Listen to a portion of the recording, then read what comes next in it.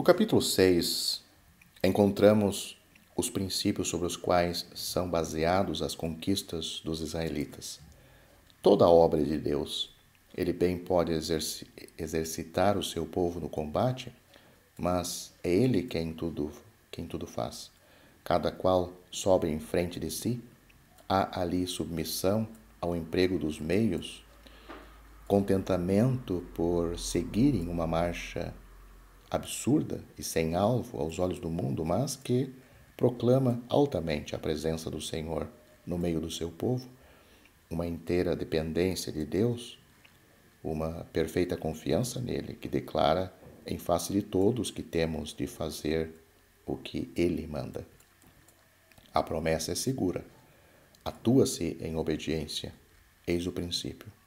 Josué, tipo de energia e da inteligência do Espírito Santo num homem que goza da comunhão do Senhor, é assegurado do bom sucesso da empresa e nessa convicção de fé ele atua sem hesitação. E na verdade todo o poder do inimigo tomba sem o emprego de nenhum meio de que ele pudesse ter se inteirado. Um outro princípio é que não pode haver nenhuma comunhão com o que faz o poder do inimigo de Deus, com o mundo, e nem com o que faz a sua força. Tudo é interdito. E o mesmo se dá conosco no mundo. Se o mundo de Sodoma tivesse enriquecido Abraão, Abraão teria sido dependente deste mundo, ter-lhe-ia devido alguma coisa, não teria sido livre deste mundo para ser inteiramente de Deus. Se tomamos o que é interdito, tornamo-nos interditos também. Deus pode empregar essas coisas, consagrando-as, se ele assim o quiser, mas se o homem, se o cristão ali se mistura, o Senhor o julgará. Os muros que sobem até o céu, os maiores obstáculos, nada são. Aliás, como poderia haver obstáculos para Deus? Mas a santidade, a completa separação do mundo, porque o poder é de Deus, eis a condição da força do cristão. Jericó, expressão da força e das armas do inimigo, na sua qualidade de primeira cidade colocada como barreira para deter a marcha do povo de Deus, é interdita para sempre. E um julgamento é pronunciado contra aquele que a reedificar. Julgamento esse que foi fielmente cumprido. Veja 1 Reis capítulo 16, versículo 34. Os princípios abstratos da força de Deus e do poder do inimigo são apresentados por esta cidade em toda a sua evidência e contraste. Ora, se Deus está lá e o mundo inteiramente condenado, a sua graça retira deste mundo um povo que, pela fé, é salvo das suas abominações. Raabe, uma pobre pecadora indigna, é salva desse julgamento. Toma lugar com o povo de Deus e dele faz parte. Além disso, entra na linhagem real do Senhor Jesus. Confira Mateus capítulo 1, versículo 5. Já no capítulo 7 de Josué, nós vemos que aqui expõe os princípios do governo de Deus ou os seus caminhos entre o seu povo, é empenhado no combate, mas a vitória, facilmente alcançada, provoca negligência. Crê-se que a obra é fácil. A seguir, a manifestação do poder de Deus, adquire-se uma certa confiança, mas na realidade é uma confiança em nós mesmos, porque negligencia a Deus. E a prova disso é que Deus não é consultado. Aí era apenas, ou melhor dizendo, Ai, a cidade era apenas uma pequena cidade. 2 ou 3 mil homens deviam facilmente apoderar-se dela. Fizeram o reconhecimento da região, é certo, mas esqueceram-se de Deus. E vamos já ver as consequências desse esquecimento. Se tivessem consultado o Senhor previamente, ou não teriam respondido por causa do interdito ou teriam assinalado esse interdito. Mas não o consultaram. Vão em frente e são batidos. O povo de Deus, rodeado dos seus inimigos, perdeu a força e retrocedeu diante da cidade mais pequena do país. Que fará ele agora? Não sabe. Está empenhado no combate, mas não pode vencer. Que faz então ali onde só a vitória o pode pôr em esperança, em segurança? O coração do povo se derreteu e se tornou como água. Versículo 5. Josué declara ao Senhor, porque, num tal caso, mesmo o homem que tem o Espírito de Deus se encontra inesperadamente deprimido, pois não agira segundo o Espírito. É necessário prostrar-se perante o Senhor, porque a sua situação não é normal. Não é segundo o Espírito Santo, único guia e única sabedoria do povo de Deus. No entanto, Josué recorda o povo pelo qual tinha sido feito o seu povo. No entanto, Josué recorda o poder pelo qual Deus tinha feito o seu povo atravessar o Jordão e põe-no em contraste com a sua posição atual, que de modo nenhum estava de acordo.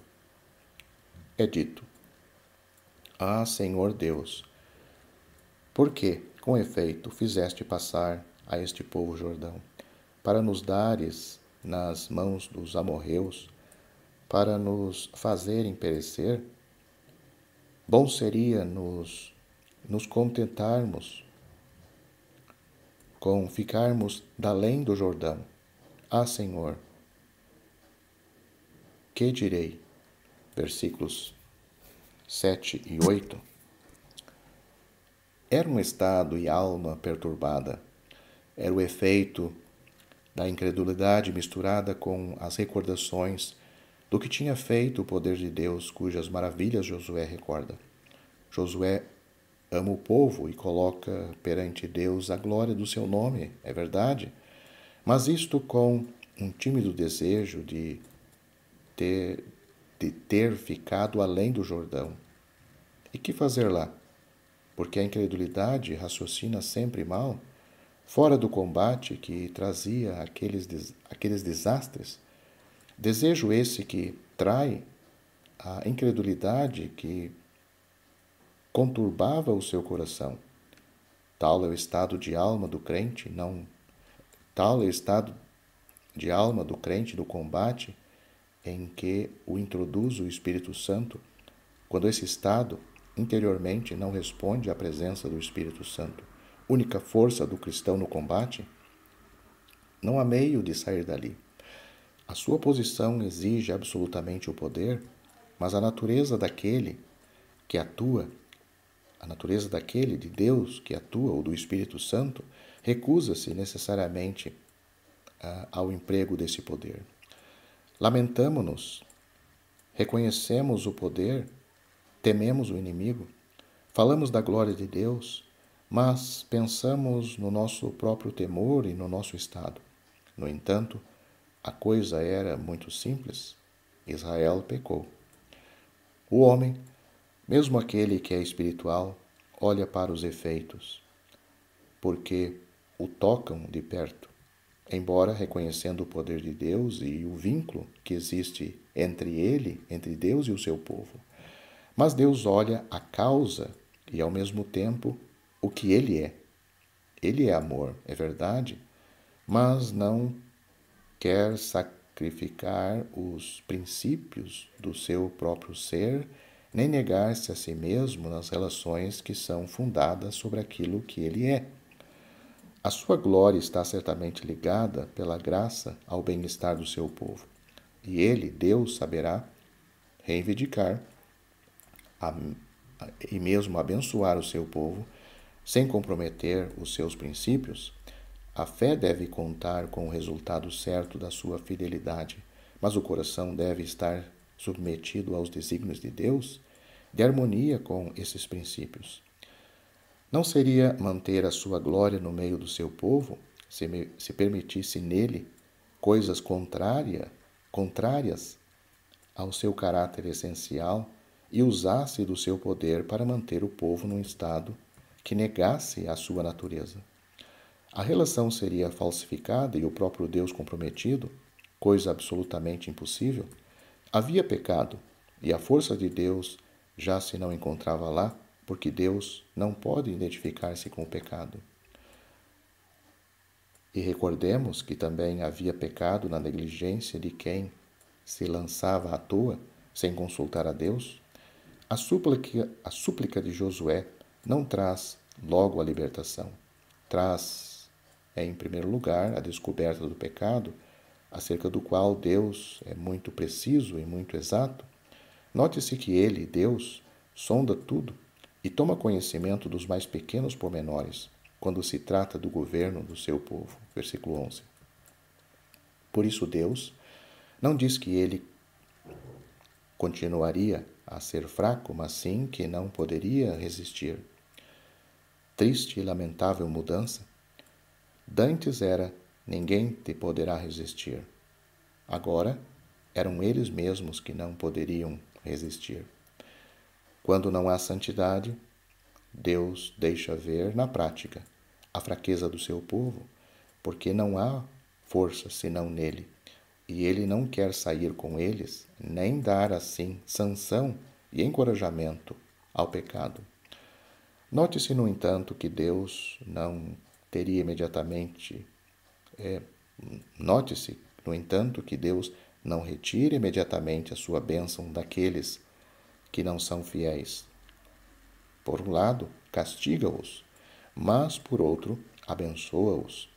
Atua com paciência, instruindo-os na sua graça. Não os abençoou ali, onde o mal se encontra, mas atua com uma ternura admirável e com um perfeito conhecimento de causa, fazendo o obséquio, por assim dizer, de seguir a alma em pormenor, segundo o seu estado e para seu bem, porque Deus é pleno de graça.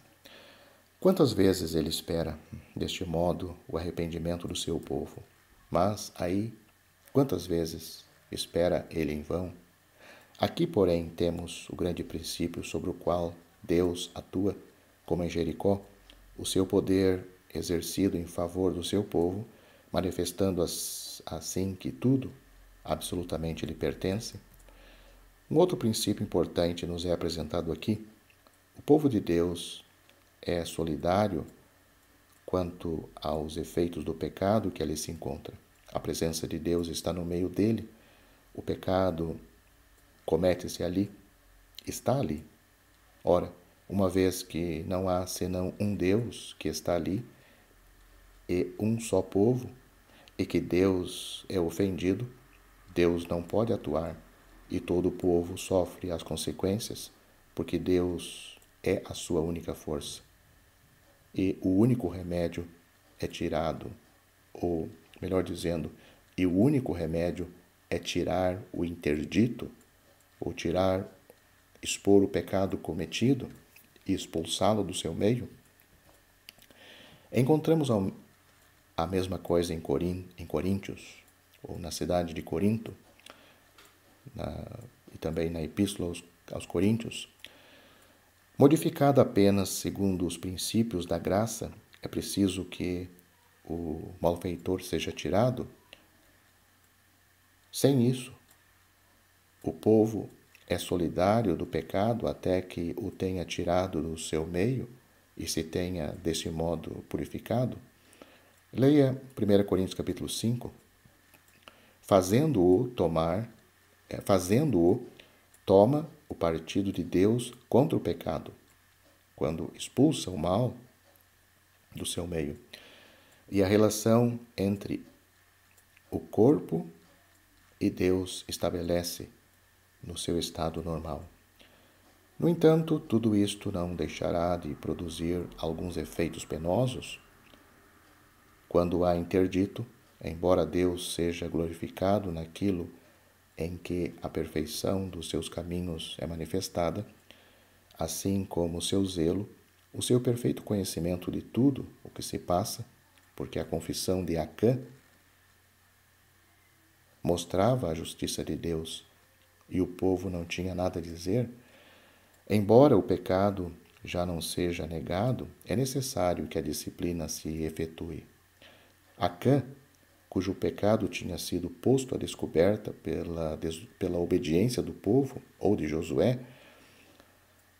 as diretrizes do Senhor Deus não faz senão ratificar aos olhos de todos, pela sua confissão, o justo juízo do Senhor Deus. Mas será bom recordar aqui que a disciplina cristã tem sempre por alvo restabelecer a alma, mesmo quando naquele que está em pecado for entregue a Satanás e para a destruição da carne, para que o espírito daquele homem, daquele salvo, seja salvo no dia do Senhor, razão de toda a força para exercer essa disciplina segundo a capacidade espiritual daqueles que o fazem, além do qual eles não poderiam nem saberiam ir, mas poderemos, pelo menos, afligirmos-nos sempre perante Deus, para que o mal seja tirado. Ficarmos indiferentes à presença do mal na igreja é tornarmos-nos culpados de alta traição para com Deus, é aproveitarmos do seu amor para negarmos a sua santidade e desprezá-lo e desonrá-lo perante todos. Deus opera em amor na igreja, mas atua com santidade e para conservar a santidade, de outro modo, não procuraria a felicidade das almas. É interessante ver que este vale de Acor, testemunha e memorial do primeiro passo no pecado de Israel, depois de introduzido no país, seja dado a esse povo como porta da esperança. Leia Oséias, capítulo 2, versículo 15. Porta da esperança, quando a soberana graça de Deus atua. É sempre assim. Tomamos o pecado, mas, melhor dizemos, temamos o pecado, mas não temamos a amargura da sua descoberta, nem a do seu castigo. É ali que Deus retoma o caminho da bênção. Que o seu nome de graça seja bendito. Continuemos a seguir a história desse restabelecimento do povo no favor de Deus. Mas aí, Sinar, ou seja, Babilônia, e o dinheiro cedo começam a exercer a sua influência nos caminhos do povo de Deus. Encontramos-os nos seus inimigos e o coração carnal cobiça-os. Mas note-se também que, se houver fidelidade e obediência, Deus não falta nunca a mostrar e a tirar tudo aquilo que possa impedir a bênção do seu povo.